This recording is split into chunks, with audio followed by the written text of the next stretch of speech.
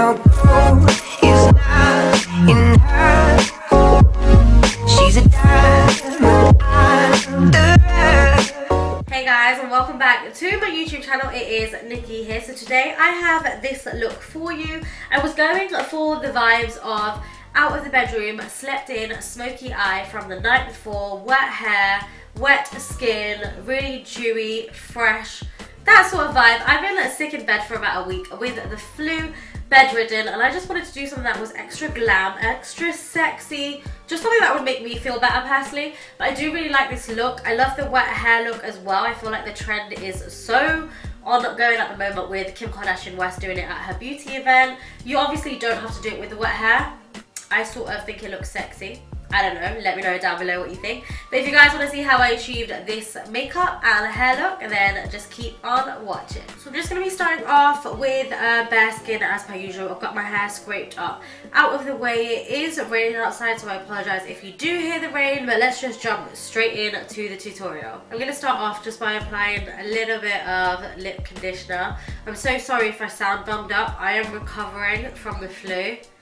I've been recovering all week and it's just not leaving my system, so I do sound bummed up. It's annoying me already, so I hope this doesn't annoy you throughout this video. I'm going to be starting off with a little bit of strobe cream in the shade Goldlite. I love this stuff, and when I saw Desi applying it on Kim Kardashian West the other day, I was like, oh, I need to pick that back up. I need to get another one, but I'm going to apply this all over the skin just using my hands, and it's got this beautiful iridescent strobing effect to it. I'm also just going to apply a little bit on my chest area. So any exposed skin, I feel like when it's a wet skin tutorial, everyone gets everything out. So I'm going to join on that bandwagon, but we're going to apply it all over the chest area so we have a little bit of shimmy, you know? Gosh, I feel naked, I'm not going to lie. This top is upside down. It's a strap top. This is the bottom of it, and I like the frill of the bottom, so I've literally just turned it upside down and the sleeves are at the bottom. But you guys would never know if I didn't tell you that. Okay, what's next? What's next? For primer, I'm going to be using the e.l.f. Hydrating Primer because I love this stuff, and because I've been ill, I feel like my skin is really needing the hydration. It always feels tight, doesn't it? But this time it's super tight. So I'm going to be applying a couple of pumps of this onto the palm of my hand, and then I'm going to be rubbing that all over the face and the neck area to hydrate and prime. Okay, so quickly moving on to foundation. I'm actually going to go back to the MAC Next to Nothing face colour. I want to do this just because I don't want a heavy coverage. She says that, but I'm probably going to end up going heavy like I usually do. But these are in the shade medium, deep and dark. I'm going to mix them together, and then I'm going to use a damp beauty blender just to blend them all over the skin. They're kind of dewy, they're a satin finish, and they're very, very light. So I'm going to build them up in the areas that I need them. But the majority of the skin, the neck and the chest area is going to be very lightly covered in foundation to get a nice even skin tone. I've literally forgotten how much I love this foundation. It's so pretty, so dewy, and it's like a really good colour match if I mix the two together as well. I need a mirror because I cannot see. Once my foundation's on, I'm going to quickly go in with a little bit of concealer. You guys already know it's going to be the MAC Pro Longwear in the shades NC42, mixing it with a little bit of NC45, and I'm going to apply this underneath my eyes. This is where I really, really need it, and around my mouth a little bit because I've got darker pigmentation there, so we're just going to cover them areas up. Now my face to me is all one tone. It's kind of looking tan, but just one tone. There's no dimension to it. So I'm going to be using the Kevyn Aucoin Sensual Skin Enhancer in the shade SX10, and I'm going to brighten in the usual points. I'm just going to apply this with a brush and then blend away with a damp beauty blender. Now I am looking super bright under the eyes. I did want a really super bright under eye, but it's all going to tone down when we put bronzer and things like that on, so don't worry too much about it. This Kevyn Aucoin is so highly pigmented, I forgot. When obviously I was putting the product on, you saw how much product I put on. It's crazy how pigmented that is. Now moving on to brows, I'm going to be using the Anastasia Brow Pomade in the shade Dark Brown. This is just a gel-like formula. I'm sure you guys are aware of it already. I'm going to take it on a BH Cosmetics number 12 angle brush, and I'm just going to fill in my brows as per. There is nothing really that I do that is crazy about this. I just fill in the gaps, give them more of a blocky, bitchier brow, so to speak, I guess. I like a fierce, strong brow, so I'm just going to fill them in with light strokes. You'll probably notice throughout this video that I can't breathe through my nose, so I'm like constantly. See if you can catch me out. Now, I'm aware that my brows are not crazy symmetrical, but going back into that Kevyn Aucoin concealer, I'm just going to take a little bit of this and I'm going to shape up my brows and then just dab with a damp beauty blender again, just to clean them up. Taking a little bit of my Kat Von D Lock-Its powder in the shade Golden. It doesn't really matter, just a loose powder. I'm just going to set my eyelids with this to help prime before we start any eyeshadow. I'm going to quickly set these brow hairs in place using the Makeup Forever brow gel. This is just the clear one. My brows are a little bit unruly towards the end, a little bit curly and thick. So we just want to use this just to keep them in place all day. Okay, so moving on to eyes, because I know that I want that smudgy, slept in, really sultry look. I'm going to go straight in with eyeliner in my waterline. I'm going to be using MAC's Teddy. This is a beautiful bronzy shade. I'm going to go for a brown smoky eye, I think. I'm not too sure how it's going to work out.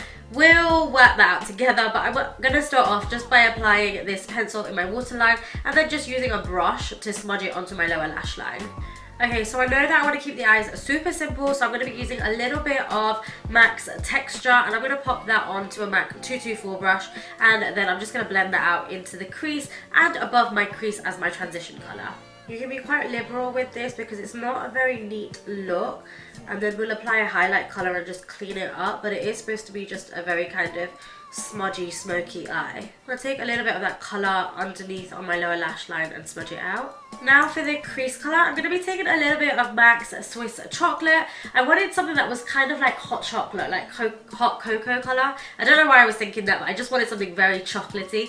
So I'm going to be popping that on a MAC 217 brush and then buffing that onto the crease and also bringing that on to the lid area. Then taking that colour again on the lower lash line, just as before. Then again going back into Swiss Chocolate, but just going onto a flat brush.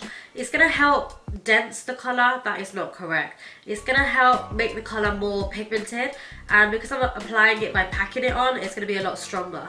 So with the 217 it's going to be a lot fluffier and it looks a lot more airbrushed.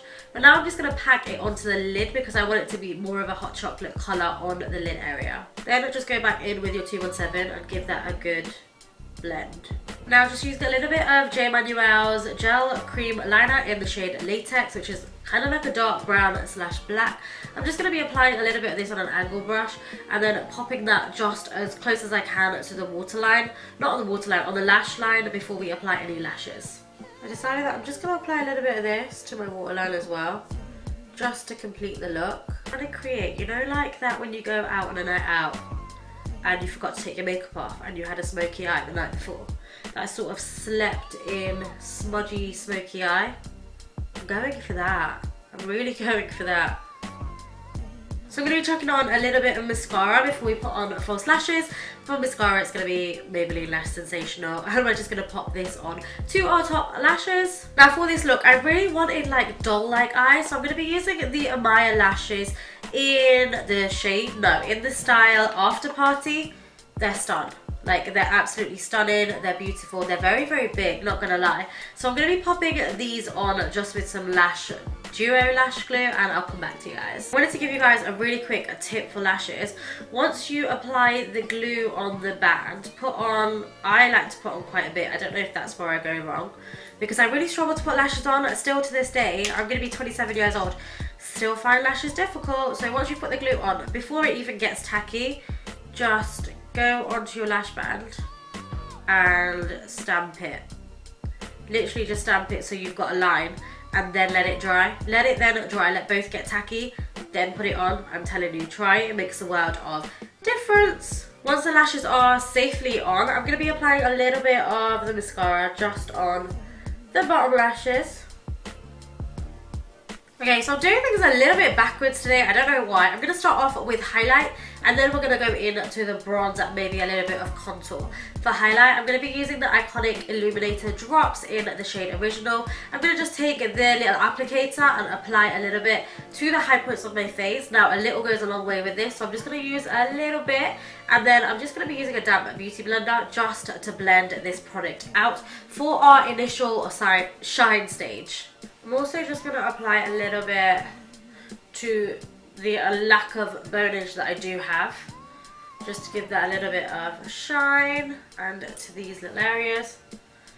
Well, I'm going to get that on my white denim, but you know.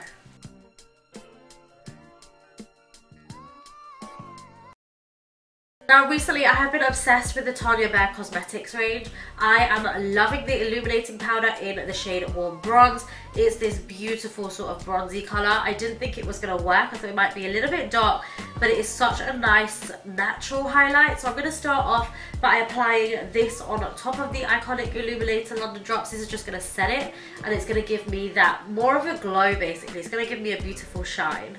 Now sometimes I know you guys don't like it when it looks super wet, so I'm just going to take a damp beauty blender. I'm just going to go over it. This is just going to tone down that glossiness.